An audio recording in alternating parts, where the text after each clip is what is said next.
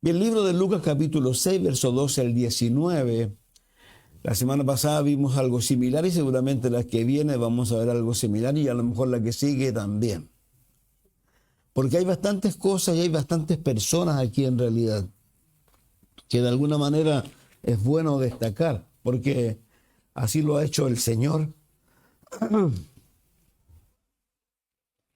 Si leemos, dice, por aquel tiempo se fue Jesús a la montaña a orar, pasó toda la noche en oración. Al llegar la mañana llamó a sus discípulos, escogió a 12 de ellos, a los que nombró apóstoles: Simón, a quien llamó Pedro, su hermano Andrés, Jacobo, Juan, Felipe, Bartolomé, Mateo, Tomás, hijo de Alfeo, Simón el que se llamaba el Celote, Judas, hijo de Jacobo, y Judas Iscariote, que llegó a ser el traidor. Bueno, ya hemos hecho presente a través de todos los primeros capítulos que el Señor Jesús andaba con la gente común. Él no andaba encumbrado en ninguna otra situación, al punto que lo criticaban por ir a fiestas, como la que le hizo Mateo, luego que él lo llama, y Mateo no hallaba nada mejor que hacer algo para decir a los demás lo que había pasado con él. Esa es una forma que él eligió para hacer presente a sus amigos lo que había pasado con él. Y es interesante eso en realidad. Creo que cada uno de nosotros debiera orar a Dios y buscar una forma de hacer presente eso a la gente. Lo que Dios pueda darte, lo que te le pueda ocurrir. Un tecito a los vecinos, no tengo la menor idea, pero no tengan temor de querer anunciar a Jesús. Entonces, Jesús andaba con la gente común, sabemos, él mismo lo dijo, no había venido a los santos, había venido a los pecadores. Y aquí el Señor nos dice que él anda con una cantidad de personas que no es menor. No sabemos realmente cuántos son los que hay a esta altura. Obviamente no son 12, son muchos más. La semana pasada y anterior hablamos acerca de la necesidad de orar siempre por las decisiones que se puedan tomar, por pequeñas que puedan ser, porque esas decisiones pequeñas a la larga pueden traer una cola enorme y que nosotros de repente no podemos darnos cuenta en realidad de eso en el momento en que tomamos decisiones. Alguien decía que hay dos formas de que tú tomas decisiones. Una, la tomas en caliente y la tomas en base a tus emociones y a tu intuición. Y la otra, cuando lo haces más calmado y lo haces conforme a la lógica. Entonces, uno no puede tomar decisiones a tontas y a locas de la que sean. Y hay decisiones que a veces involucran muchas cosas. Aquí la decisión que está tomando Jesús, obviamente al Padre le importa, a Él le importa, y Él es Dios, pero de igual manera Él nos muestra que para esta decisión Él estuvo toda la noche orando. No es la primera vez que lo va a hacer, van a ser muchas otras veces porque era parte de la vida del Señor Jesús. Él y nos animó a eso en su momento. Entonces dice aquí, por aquel tiempo se fue Jesús a la montaña a orar y pasó toda la noche en oración a Dios. Al llegar la mañana llamó a sus discípulos y escogió a 12 de ellos y a los que nombró apóstoles. El pastor Chuck en uno de sus estudios hace mención que en un momento, y es interesante, estaba orando con alguien, parece que él solamente con otra persona. Y la persona comenzó primero unas oraciones como bien extrañas y poco a poco fue cambiando su oración, luego arrepentimiento y ya luego una oración mucho más potente y más profunda. Y yo alguna vez le he dicho, la Biblia dice que hay que orar en el espíritu, ¿no es cierto? Y también hay que orar con el entendimiento. Uno muchas veces, y por eso tiene que darse tiempo uno para la oración. La oración no puede ser algo, digamos, a ver, no quiero... Hay tipos de oración, lo hemos dicho en reiteradas ocasiones. Hay ocasiones como las que hizo Nehemías, que ni siquiera abrió una boca. Pero él venía orando, él venía ya haciendo algo y en un momento tuvo que tomar una determinación.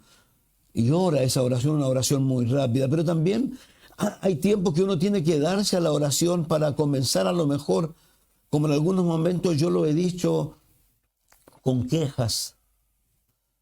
No van a ser los primeros, ni van a ser los últimos, que se van a comenzar una oración en quejas. La Biblia está llena de oraciones en quejas. llena. Pero cuando tú empiezas a hacer eso, poco a poco empiezas a darte cuenta que tu oración empieza a cambiar.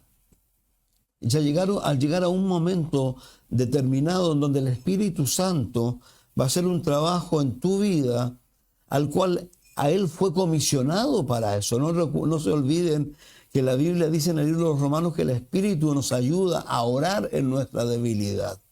Pero hay que darse ese tiempo, hay que orar ese tiempo para que el Espíritu que vive en nosotros, que puede venir sobre nosotros, nos haga y nos cambie el chip. Y uno sabe cuando Dios cambia el chip en oración. Y eso creo que es importante. Entonces aquí Jesús pensó que no era una oración tan sencilla, era una oración de bastante tiempo por lo que Él iba a hacer. ¿Por qué iba a elegir a 12 personas para que fueran los encargados de seguir con la obra del Señor? Cuando uno piensa en el alcance de la obra de Dios, es tremenda. Esta obra que nosotros estamos mirando comenzó lejos de aquí. Podíamos tirar distancia y allí comenzó, pero ha llegado al mundo entero. El mundo entero hay iglesias de Cristo. Y este trabajo comenzó con estas personas a las cuales Dios va a comisionar, y al final del ministerio, recuerden cuando Jesús muere y resucita, lo que más le dice a ellos, le dice claramente que vayan por todo el mundo, primero Jerusalén, Judea, Samaria y por todo el mundo. Entonces, son personas importantes, son personas a las cuales Dios le va a dar un nombre que es diferente. Hasta esta altura, las personas se reconocían como discípulos. Ya dijimos, los discípulos son personas que son estudiantes, son siervos, son mucho menor que lo que es un apóstol. Un apóstol, ya lo dijimos, es un hombre o una persona enviada por un rey o por una autoridad para que lo represente. Va como con todos sus poderes.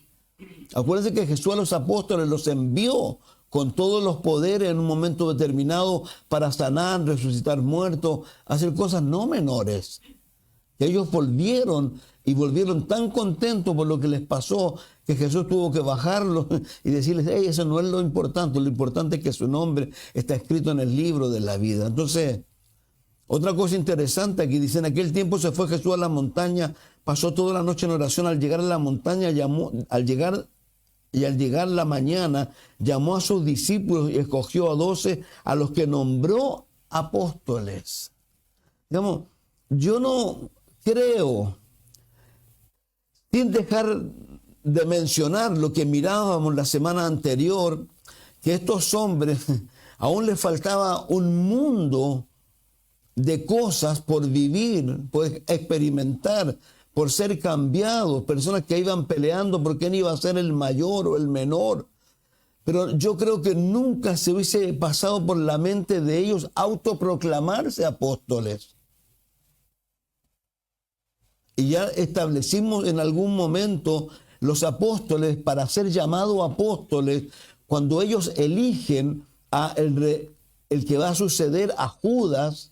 Recuerden que ahí el apóstol Pedro dice que tiene que haber estado con ellos desde el principio, haber visto a Jesús resucitado. Entonces, cualquier persona podía ser llamada apóstol. Dios llamó al apóstol Pedro, pero no por eso el 12º apóstol que ellos nombran no pierde esa esencia como algunos dicen. Entonces, hoy día lo hemos dicho, hay muchos apóstoles, pero cada vez que usted escuche la palabra apóstol en una iglesia, esa iglesia es falsa. Eso téngalo así de frente, ahí se predica la prosperidad. Y eso ya tiene que tenerlo claro de allí. Entonces, los apóstoles nunca se hubiesen autodenominado de esta manera. Ellos se conocían, pero sí andaban con su situación. Entonces, dice aquí, no sabemos cuántos eran. Sin lugar a duda eran más de 12. Al día siguiente llamó a los discípulos, a todos, y de esos sacó 12 personas. Imagino la situación, no sé, estar ahí.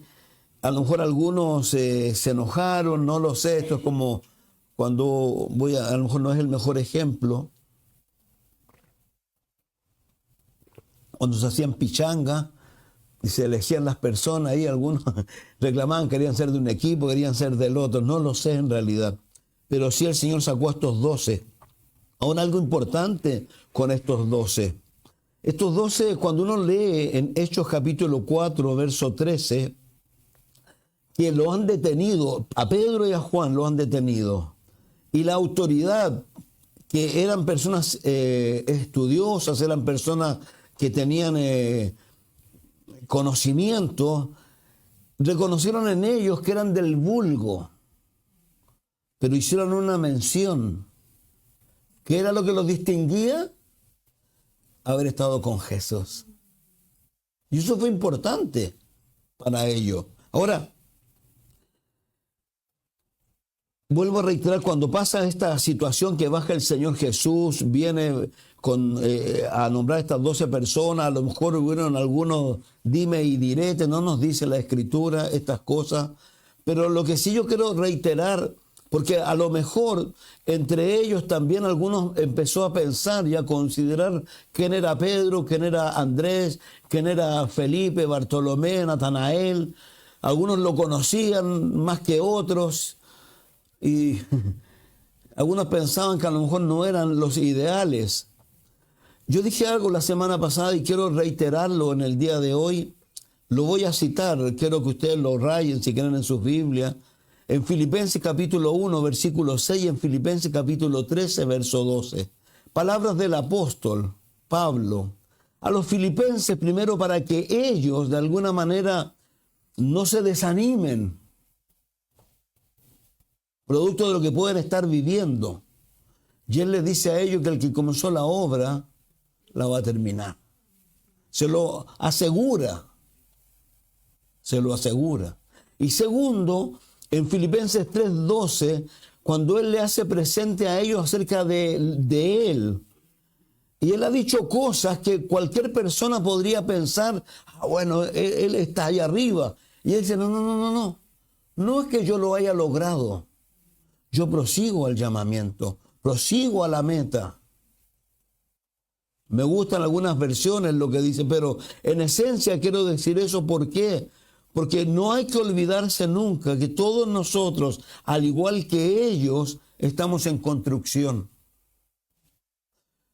¿Y por qué esto? Porque a veces sin darnos cuenta exigimos a los demás lo que a veces ni nosotros somos capaces de hacer. Recuerde que el fariseísmo tenía esa cualidad. El fariseo era una persona que era terrible, pero el Señor Jesús los puso en su lugar y le dijo que eran unos hipócritas, que eran unos actores, que ellos decían cosas pero no las hacían. Entonces uno tiene que tener eso, vuelvo a reiterar, porque vivimos tiempos difíciles, porque vivimos tiempos que no son los mejores. Ahora, cuando uno lee la lista aquí, lo primero que nombra al Señor es a Simón. Y a quien le cambió el nombre por Pedro, roca. Según las malas lenguas, dice que la gente de alrededor no lo conocía como la roca, sino lo conocía como la arena, a causa de lo que él era, dicen las malas lenguas. No puedo aseverar eso. La Biblia dice que el Señor le puso la roca, roca pequeña. Esa roca luego va a ser importante para la iglesia, pero en este momento él todavía deja mucho que desear. Pero aún así, Dios lo eligió, aún así Dios lo puso en ese lugar de preeminencia. Si usted se recuerda quién fue el primer discípulo, no sé si alguno se acordará quién fue el primer discípulo. ¿Se acuerda alguno? Juan nos cuenta eso en el capítulo 1, verso 29 al 42. Nos dice que comienza Juan hablando acerca de Jesucristo, ¿no es cierto? Quién es Él, cómo vino y a lo que vino y a los que le reciben, ¿no es cierto? Y en el verso 29, él pasa a hacer mención de una persona importante en aquel momento que era Juan el Bautista. Juan el Bautista era en el que aquel momento tenía discípulos y a él le preguntaron los fariseos y la gente si era él el Cristo. Él le dijo que no. Y lo que sí hizo presente que en un momento determinado, delante de él pasó Jesús. Es interesante esto. No sé, pasó. Dice, al día siguiente, Juan vio a Jesús que se acercaba a él y dijo, aquí tenéis al Cordero de Dios que quita el pecado del mundo. De este hablaba yo cuando dije, detrás de mí viene un hombre que es superior a mí porque existía antes que yo. Ni siquiera yo lo conocía, pero para que él se le revelara al pueblo de Israel, vine bautizando con agua. Juan declaró, vi al Espíritu descender del cielo como una paloma y permanecer sobre él. Yo mismo no lo conocía, pero el que me envió a bautizar con agua me dijo, aquel sobre quien veas que el Espíritu desciende y permanece, es el que bautiza con el Espíritu Santo. Yo lo he visto, por eso testifico que este es el Hijo de Dios. Entonces, él da ese sermón allí, y de las personas que están con él, dice, al día siguiente Juan estaba de nuevo allí con 2 de sus discípulos. Al ver a Jesús que pasaba por ahí, dijo, aquí tienes o tenéis al Cordero de Dios. Cuando los 2 discípulos le oyeron decir esto, siguieron a Jesús. Jesús se volvió a ver los que lo seguían, le preguntaron, ¿qué buscáis? Rabí, ¿dónde te hospedas? Rabí significa maestro. Venid a ver, le contestó Jesús. Ellos fueron pues, vieron dónde se hospedaba y aquel mismo día se quedaron con él. Eran como a las 4 de la tarde. Andrés, hermano de Simón Pedro, era uno de los 2 que al oír a Juan habían seguido a Jesús. Andrés encontró primero a su hermano Simón y le dijo, hemos encontrado al Mesías, es decir, el Cristo. Luego lo llevó a Jesús, a quien mirándole fijamente le dijo, tú eres Simón, hijo de Juan, serás llamado Cefas, le dijo Pedro.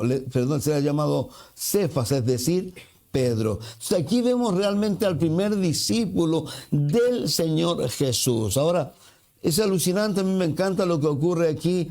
Y esto creo que es tremendamente interesante, ver cómo Andrés, lo primero que hace luego de que encuentra a Jesucristo, ¿no es cierto?, va y busca a su hermano y le habla, primero le dice lo que ha ocurrido, pero no solo se conforma con decirle que hemos encontrado al Mesías, sino que lo llevó a Jesús.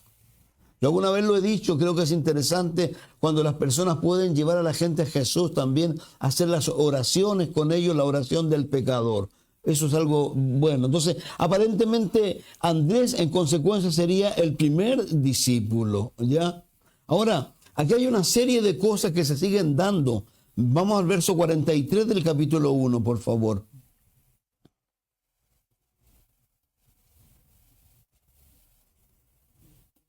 Dice, al día siguiente, Jesús decidió salir hacia Galilea, se encontró con Felipe y lo llamó. Felipe le dijo, sígueme. Felipe era del pueblo de Betsaida, lo mismo que Andrés y Pedro. Felipe buscó a Natanael y le dijo, hemos encontrado a Jesús de Nazaret, el hijo de José, aquel de quien escribió Moisés en la ley, de quien escribieron los profetas. Fíjese que es alucinante esto. ¿Por qué razón? Andrés fue mucho más sencillo, más escueto con su hermano. Pero aquí Felipe, al cual Jesús llama, no es tan escueto con Natanael, sino que le dice una serie de cosas. ¿Y qué es lo que le dice primero? Felipe dice, buscó a Natanael, primero que nada. Segundo, le dijo, hemos encontrado a Jesús de Nazaret. El comentario ya estaba por ahí. Al hijo de José. Aquel de quien escribió Moisés en la ley y de quien escribieron los profetas. Un hombre que conoce la escritura, que conoce la palabra y que está presentándole a su amigo a Jesús. Yo vuelvo a reiterar, creo que es tan tremendo cuando tú andas con tus Biblias o tu teléfono, y ojalá la Biblia, y tú te sientas con alguien a explicarle, a mostrarle en la Biblia, no solo a decirle cosas. Creo que es bien interesante eso. Porque la gente empieza a ver un lugar de donde proceden las cosas. No son solo tus palabras. Entonces, es lo que hace aquí Felipe.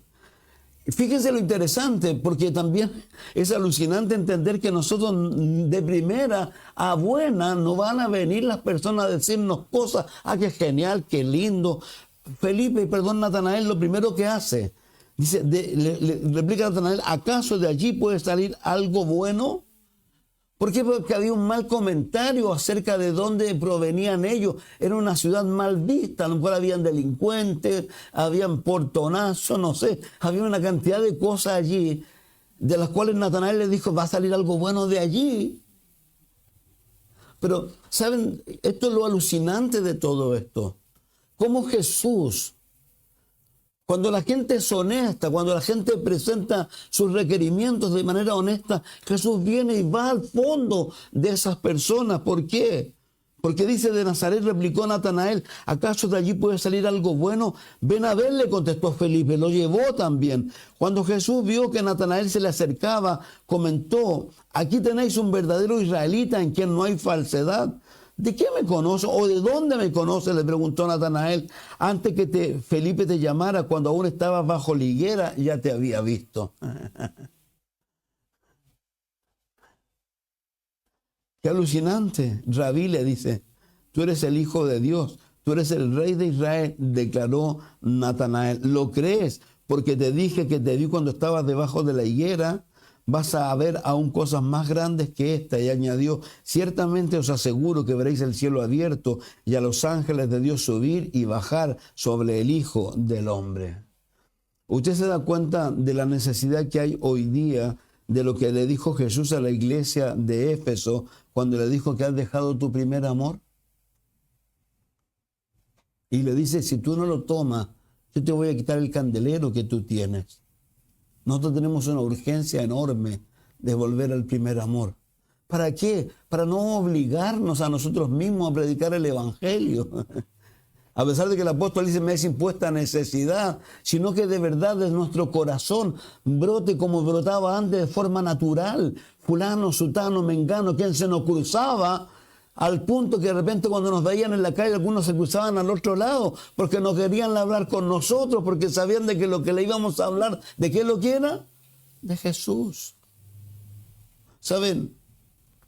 Lo que los movía a ellos era algo natural, pero ¿sabe lo que los movía a ellos? Habían encontrado lo que tanto buscaban. Yo no sé si tú buscabas a Jesús. Yo sí sé lo que necesitaba. Muchos de nosotros vivimos vidas de repente que no fueron las mejores, pero yo sí lo que necesitaba. Hay una canción que a mí me encanta mucho, a lo mejor algunos dicen, tanto tiempo busqué, pero al fin te encontré, no quiero más nada, solo conocerle más. Eso es lo que debiera haber en nosotros. No tenemos que pedirle a Dios que nos llene con su amor, que nos llene con su primer amor. Pues vuelvo a reiterar, para que este mundo con sus cosas no nos cautive y no sean tan importantes las cosas y volvamos a eso que dijo el Señor tan sencillamente cuando dijo que Él debía ser lo primero en nuestra vida. Entonces, sin lugar a dudas, estas personas habían encontrado, por eso Andrés le dice a su hermano, hemos encontrado al Mesías. Ellos estaban esperando al Mesías, estaban desesperados por el Mesías. Felipe fue un poco más profundo porque le dijo, hemos encontrado, y le reiteró todas las cosas. Y Dios se encargó de hacer la obra. ¿En quién? En Natanael. Natanael, ¿saben quién es? Es Bartolomé. Ese es uno de los apóstoles. Entonces, aquí Dios está llamando a estas personas. Entonces, volvamos al asunto. El primero que llama entonces Dios, ¿quién es? A Pedro, ¿no es cierto? Es lo que aprendemos de él. Ahora, primero que nada, no es el primer obispo de Roma, ¿ya? Ahora están hablando del cambio de papa, que es el sucesor de Roma. Falso. Falso. La Iglesia Católica como tal aparece en el siglo III. ¿Con quién? Con Constantino. Y ahí aparecen las iglesias, y aparecen los obispos y todo este tipo de cosas. Pero la Iglesia Católica, olvídense, no tiene nada que ver con la Iglesia primitiva, ¿ya? Ahora, algo interesante con Pedro. ¿Por qué razón? A pesar de todo, él va a ser, no es el obispo de Roma, pero va a ser el portavoz de los apóstoles, ¿ya?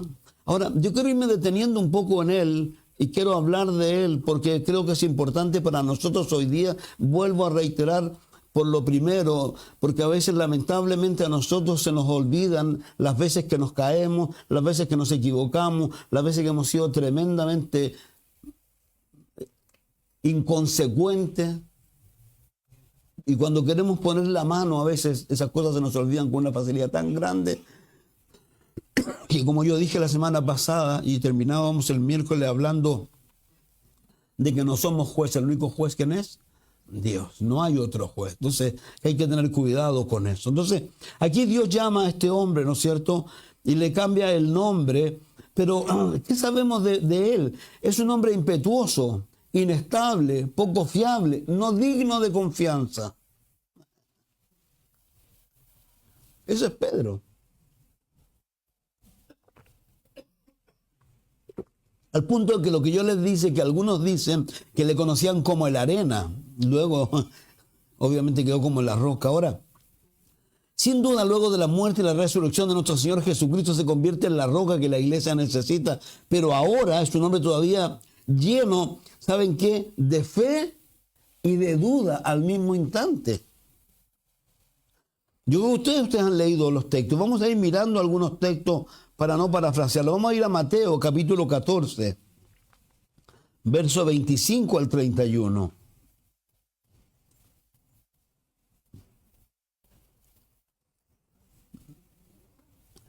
El Señor Jesús, como muchas veces, se va a orar. Dice el 22, enseguida Jesús hizo que los discípulos subieran a la barca, se adelantaran al otro lado, mientras él despedía a la multitud. Después de despedir a la gente, subió a la montaña para orar a solas. Al anochecer estaba allí él solo y la barca ya estaba bastante lejos de la tierra, zarandeada por las olas, porque el viento le era contrario. En la madrugada Jesús se acercó a ellos caminando sobre el lago. Cuando los discípulos lo vieron caminando sobre el agua, quedaron aterrados. Es un fantasma, gritaron de miedo. Pero Jesús les dijo enseguida, calmaos, dice ahí, soy yo, no tengáis miedo. Me encanta esa palabra, uno a veces está lleno de tantos miedos y él siempre está diciendo no tengan miedo. Y Pedro le dice, Señor, si tú eres, respondió Pedro, manda que vaya a ti sobre el agua. Aparece en forma inmediata y lo primero que le dice, y le dijo algo no menor, manda que yo vaya sobre las aguas, lleno de fe. Y no sé lo que él pensaba que Jesús le iba a responder, pero Jesús, ¿qué le respondió? Ven, dijo Jesús. ¡Ah! Pedro bajó de la barca y caminó sobre el agua en dirección a Jesús, pero al sentir el viento fuerte tuvo miedo y comenzó a hundirse. Entonces gritó, Señor, sálvame. Enseguida Jesús le tendió la mano y sujetándolo lo reprendió. Hombre de poca fe, ¿por qué dudaste? Entonces vemos a este hombre, un hombre, vuelve a reiterar, en un momento lleno de fe, pero en otro momento que lleno de duda, inestable. Miren en Mateo 16, por favor.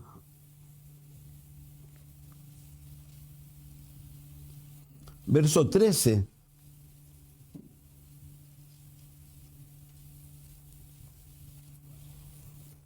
Cuando llegó a la región de Cesarea de Filipo, Jesús preguntó a los discípulos, ¿quién dice la gente que es el Hijo del Hombre? Le respondió, unos dicen que Juan el Bautista, otros que Elías, otros que Jeremías, o uno de los profetas, y vosotros, ¿quién decís que soy yo? Tú eres el Cristo, el hijo del Dios viviente, afirmó. ¿Quién cree usted? Pedro. Ahí siempre él. Dichoso tú, Simón, hijo de Jonás, le dijo Jesús, porque eso no te lo reveló ningún mortal, sino mi Padre que está en el cielo. Yo te digo que tú eres Pedro, sobre esta roca edificaré mi iglesia y las puertas del reino de la muerte no prevalecerán sobre ella. Te daré las llaves del reino de los cielos y todo lo que haces en la tierra quedará atado en el cielo y lo desatas en la tierra quedará atado en la tierra. Y ahí sí. Desde entonces comenzó Jesús a advertir a sus discípulos que tenía que ir a Jerusalén y sufrir muchas cosas a manos de los ancianos, de los jefes de los sacerdotes, de los maestros de la ley, y que era necesario que lo mataran. Y al tercer día resucitara. Pedro lo llevó aparte y comenzó a reprenderlo. De ninguna manera, Señor, esto no te sucederá jamás. Acaba de decirle una cosa enorme, Señor. Jesús lo alabó. Y ahora Jesús, ¿qué es lo que tiene que decirle? Aléjate de mí, Satanás. Entonces, inestable, sin lugar a duda. Ahora, no es la primera vez que va a suceder esto con él. Van a haber muchos otros lugares que va a pasarle esto. Entonces, ¿qué sucede, Pedro? De alguna manera, lo que le está diciendo a Jesús aquí, esto no lo voy a permitir. Y es lo mismo, voy a tratar de, usted conoce, de ir más rápido, porque no quiero dejar nada de lo que Dios puso en mi corazón. En el libro de Mateo, en el capítulo 26, cuando Jesús ha sufrido ya la traición, ¿no es cierto? Y ahí le dice a Pedro, ¿se acuerdan lo que le dice a Pedro, no? Pedro, ¿me vas a negar? 3 veces. ¿Y Pedro qué le dice? No. ¿No? Lo mismo. Entonces, vuelvo a mencionar, uno empieza a ver a este hombre inestable, con todas estas fallas, fe en un momento, duda en otro momento, pero a pesar de eso Dios lo elige y Dios lo coloca en ese lugar. Obviamente va a haber un trabajo y él siguió, Dios haciendo el trabajo en él. Pero algo interesante con esto, a pesar de que Jesús le dijo que lo iba a negar 3 veces, yo no sé si usted se dio cuenta quién confrontó a Pedro. Pedro no fue confrontado por las autoridades, no vino la policía, sino que cuando a Jesús se lo llevan, primero él se lo sigue de lejos. Luego empieza a calentarse con el mundo y viene la Biblia y dice que una criada. Y después viene otra criada y le dice tú. Y después viene una tercera persona, que es una persona común y corriente. Este hombre que había aseverado en un momento, no, si, aunque vengan los carabineros, aunque me lleven detenido, si usted lo leyó, lo que él le dijo, yo, la muerte, yo voy a morir por ti. Y aquí le preguntó una criada y lo negó 3 veces. Y la Biblia, ¿qué es lo que dice? Que él lloró amargamente. Entonces, yo lo he dicho y todo este tiempo, creo que a veces hay cosas que tenemos que vivir, a veces hay una necesidad enorme de tener que arrepentirnos, de llorar amargamente en nuestra vida, pero eso no significa que Dios de alguna manera nos ha desechado o que nos vaya a desechar si no hemos arrepentido. Entonces, pero es interesante esto. ¿Por qué? Porque este Pedro, yo creo que tú y yo tenemos que darle gracias a Dios por él. Yo doy gracias a Dios por Pedro. Y doy gracias a Dios porque Dios nunca oculta en las Escrituras las fallas que han tenido muchos de sus siervos. Piensen solo en el rey David.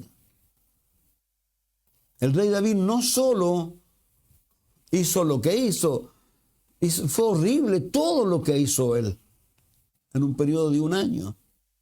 Pero su arrepentimiento fue genuino.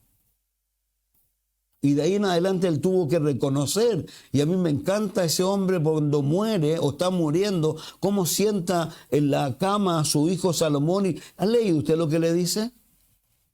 Ese es un hombre que muere en fe. A pesar de que después le dijo, ya eso no hay que matarlo, sí. Ese era otro cuento que había ahí. Pero entonces, de eso es lo que se trata esto. Entonces, yo creo que hay que darle gracias a Dios por él. Ahora, sin lugar a duda, hay tristeza cuando uno siente que se falle, cuando le fallamos a Dios. Pero ¿sabe lo interesante? Que así como Dios está para nosotros, así Dios también estuvo para con Pedro. Y esto tampoco es algo menor, si uno tampoco esto fue algo tan, así como tan rápido. ¿Por qué razón? Porque si uno ve la situación final, cómo se dan las cosas con este hombre, ¿no es cierto? ¿Por qué razón? Porque lo que ha pasado aquí, todos han abandonado al Señor Jesús, ¿no? Hay que sumarle una noticia para que usted, yo creo que entienda el contexto de lo que está pasando aquí. Judas se ahorcó. Si uno lo lee, pero piensen en una comunidad. Yo recuerdo con una claridad absoluta cuando un amigo mío se ahorcó ahí en el paradero en La Jani. Peter Frampton le decíamos. Yo viví con una enormidad de cosas. Yo había conocido a Jesús hace poco, le prediqué de Jesucristo, estaba metido en medios con los Krishna y toda esa onda, porque habíamos varios en eso. Y me acuerdo que se ahorcó, algunos dicen que estaba jugando y se ahorcó ahí. No es algo menor, esto tampoco fue algo menor. Fue una noticia. Entonces, hay toda una situación que se está dando. A eso tiene que usted sumarle que se van a llevar al líder, se van a llevar a Jesús. Y lo van a hacer todo lo que le hacen a él. Y yo insisto, porque yo estoy hablando de Pedro en realidad. También hay algo interesante aquí, ¿qué es lo que es? Las mujeres siempre de alguna manera son muy especiales. Las mujeres son las que vieron a Jesús primero y son los que tenían que llevar la noticia a los discípulos, pero lamentablemente tampoco le creyeron y tuvieron que llevarle a Pedro. Y Pedro y Juan sí que corrió. Uno puede hacer una seguidilla, tomar todos los evangelios y ver eso en forma así, y colocando uno tras otro como se fueron dando los detalles. Entonces, pero lo interesante, tienen que darle la noticia. ¿Cuál es la noticia? La noticia es que Jesús va delante de ellos y dice también a Pedro. Y lo que a mí me dejó bien especial es cómo ese ir a Pedro quedó para el final. Si no fue que Jesús apareció y fue a buscar a Pedro, Pedro tuvo que sufrir no solo los 3 días de la muerte y la resurrección de Jesús, sino que el primer día, una semana. Si usted lo ha leído, porque dice la Biblia, vamos mirando algunos textos. Vamos a Marcos, por favor, 16.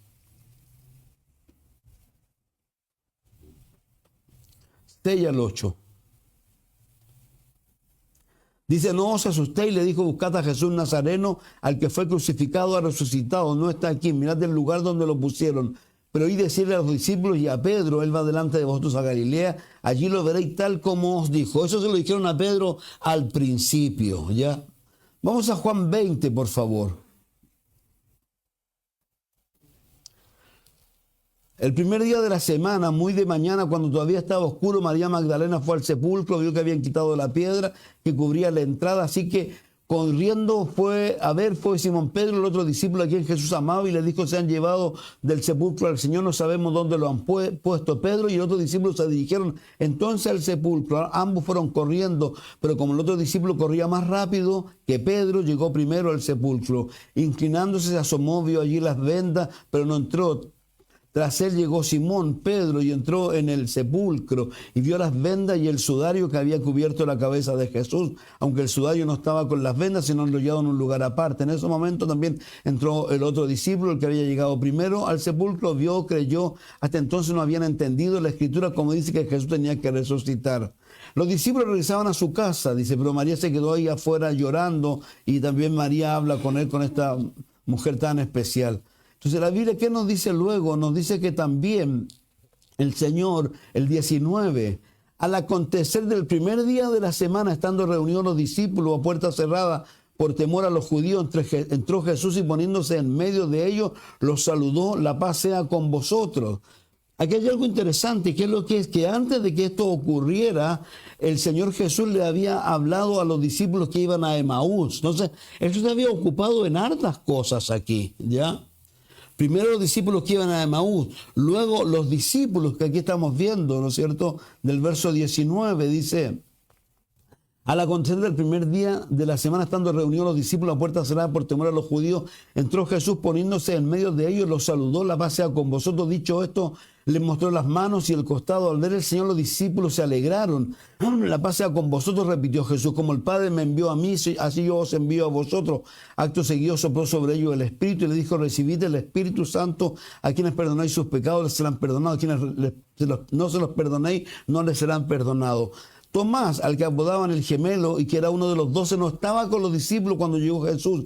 Así que los otros discípulos le dijeron, hemos visto al Señor, mientras no vea yo la marca de los clavos en sus manos y meta mi dedo en las marcas y mi mano en su costado, no lo creeré, repuso Tomás. Una semana más tarde estaban los discípulos de nuevo en casa y Tomás estaba con ellos, aunque las puertas estaban cerradas. Jesús entró y poniéndose en medio de ellos los saludó. La paz sea con vosotros. Quiero llevarlos a la situación. Yo no sé cómo lo pasas tú, pero creo que el tiempo y los días, cuando pasan cosas de esta naturaleza, uno lo que menos quiere es que quiere que los días pasen rápidos de repente. Yo creo que Pedro lo único que quería, porque acuérdense que la última vez que lo vio y él se alejó llorando amargamente. Y ahora él seguramente quería ir y explicarle, darle explicaciones, decirle cosas. Yo imagino eso.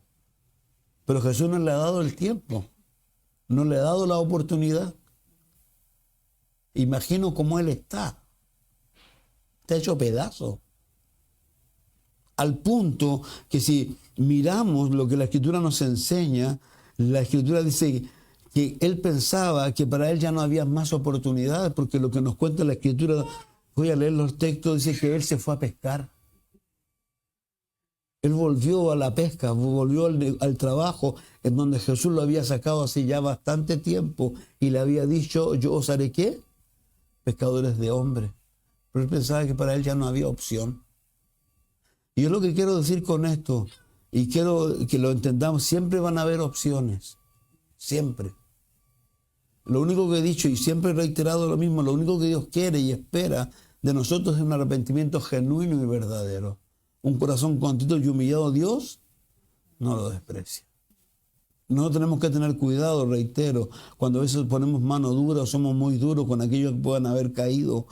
Y por favor, entendiendo lo que dice el libro de Gálatas, se pueden invertir las cosas y tú puedes necesitar ayuda. Yo puedo necesitar ayuda. Yo creo que nunca me van a poder acusar a mí de que no he sido gracioso. Así que cuando me caiga, por favor denme la mano. No me condenen. No es que me haya caído ni me quiera caer. Pero creo que es importante esto. Y vuelvo a reiterar, yo imagino a Pedro conociéndolo. Andaba pateando el pie, andaba solo, iba para allá. Sus amigos a lo mejor lo andaban buscando. No quiero hablar. Pero obviamente porque él estaba destruido. Se había olvidado de las palabras que se le habían dicho a él en Mateo 4, 18 y 19. Entonces, ¿qué es lo interesante? Que Jesús sí va a volver a hablar con él. Pero miren, Juan 21, por favor, verso 3.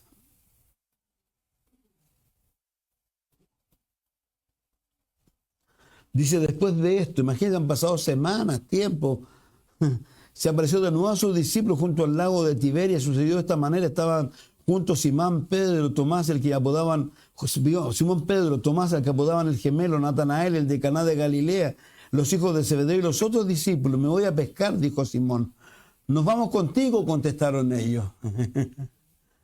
Salieron pues de allí y se embarcaron, pero esa noche no pescaron nada. Al despuntar el alba, Jesús se hizo presente en la orilla, pero los discípulos no se dieron cuenta de que era él. Muchachos, ¿no tenéis algo que comer?, le preguntó Jesús. No, respondiendo ellos, echad la red a la derecha de la barca y pescaréis algo. Así lo hicieron, y era tal la cantidad de peces que ya no podían sacar la red. Es el Señor, dijo a Pedro, el discípulo a quien Jesús amaba. Yo imagino que cuando pasó esto, ellos trajeron a la memoria ese día en que también no habían pescado nada y Jesús les dijo, le hizo sacar la red. ¿Se acuerdan que hizo sacar a Pedro más afuera la barca y le dijo, hace algo? Y Pedro le dice, Señor, dedícate tú a predicar, no a mí, déjame pescar, si yo soy el que sé pescar. ¿Pero qué pasó? Lo mismo, y aquí ocurre algo similar. Y dice que el otro discípulo, le dijo, es el Señor. Dijo a Pedro, el discípulo a quien Jesús amaba. Tan pronto es Juan el que dice eso. Tan pronto como Simón Pedro lo oyó decir, es el Señor, se puso la ropa, pues estaba semidesnudo, se tiró al agua. Los otros discípulos lo siguieron en la barca, arrastrando la red llena de pescado, pues estaban a escasos 100 metros de la orilla. Al desembarcar, vieron una brasa con un pescado encima y un pan. Traed algunos de los pescados que acabáis de sacar, les dijo Jesús. Simón Pedro subió a bordo, arrastró la red hasta la orilla, la cual estaba llena de pescado de buen tamaño. Eran 153, pero a pesar de ser tanto, la red no se rompió. Venid a desayunar, le dijo Jesús. Ninguno de los discípulos se atrevía a preguntarle, ¿quién eres tú?, porque sabían que era el Señor. Jesús se acercó, tomó el pan y se lo repartió e hizo lo mismo con el pescado. Esta fue la tercera vez que Jesús apareció a sus discípulos después de haber resucitado. Cuando terminaron de desayunar, Jesús preguntó a Simón Pedro, Simón, hijo de Juan, ¿me amas más que estos? Sí, Señor, tú sabes que te quiero, contestó Pedro. Apacienta mis corderos, lo dijo Jesús. Y volvió a preguntarle, Simón, hijo de Juan, ¿me amas? Sí, Señor, tú sabes que te quiero, cuida de mis ovejas. Por tercera vez le preguntó Simón, hijo de Juan, ¿me quieres? Pedro le dolió porque por tercera vez Jesús le hubiera preguntado, ¿me quieres? Así le dijo, Señor, tú lo sabes todo, tú sabes que te quiero. Apacienta mis ovejas, le dijo Jesús. Jesús. Aquí Pedro lo que le dice al Señor, porque primero le está preguntando al Señor si lo amaba con el amor ágape, y fue como bajando hasta decirle, me quiere. Y Pedro tuvo que contar, Señor, tú sabes realmente cuánto te amo. Él no quería contestarle, pero lo alucinante de todo esto y lo alucinante de todo lo que ha acontecido con Pedro y lo que viene porque va a vivir él, el Señor de la misma manera que lo que le dice, apacienta mis ovejas, le dijo Jesús. De veras te aseguro, cuando eras joven te vestías a ti mismo e ibas donde querías, pero cuando seas viejo extenderás las manos y otro te vestirá y te llevarán donde no quieres ir. Esto dijo Jesús para dar a entender la clase de muerte con que Pedro glorificaría a Dios. Después de esto añadió, sígueme. Yo quiero mencionar esto, es lo que Dios lo pone en mi corazón. Primero, hablando de Pedro, porque no es cualquier hombre, pero es un hombre que tuvo que experimentar una cantidad de cosas no menores. Y quiero reiterar lo mismo que he dicho desde el principio. Por favor, no se olvide usted que está en construcción. Y yo estoy en construcción. Y reitero, amémonos, cuidémonos, edifiquémonos. Y es lo que tenemos que hacer unos con otros y procurar siempre lo mejor. El amor dice que no hace daño, el amor hace bien. Y si a alguien le hemos hecho daño, hay que ir y restaurar esa comunión, restaurar ese vínculo.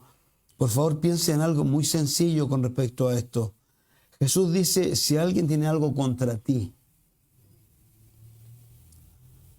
Jesús no está diciendo si yo tengo algo contra alguien. Jesús dice, si alguien tiene algo contra mí.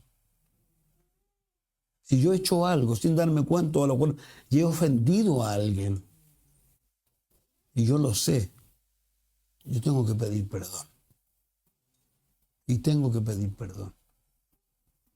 No, perdón de Dios yo no lo dudo, pero el Señor quiere que hagamos las cosas. ¿Por qué? ¿Sabe qué? Porque eso sana. Eso sana. Sana de una manera muy increíble cuando tú vas y le dices a alguien, perdóname. Porque a veces uno piensa, ¿por qué?